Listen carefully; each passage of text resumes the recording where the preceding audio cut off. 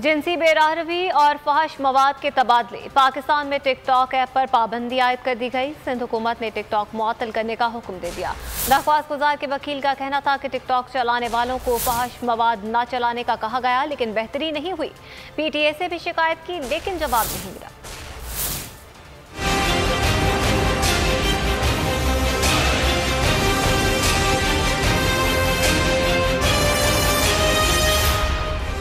Sindh high court ने पाकिस्तान में TikTok app मुअत्तल करने का हुक्म दे दिया।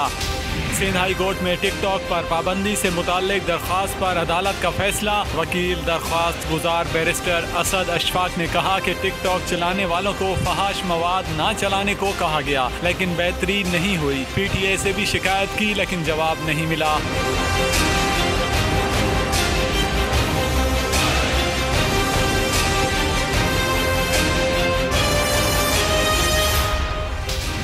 टिकटॉक वीडियो से फहाशी फैल रही है।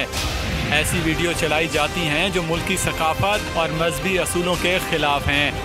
टिकटॉक पर हाल ही में हम जिन्स परस्ती को फखरिया पेश किया जा रहा है।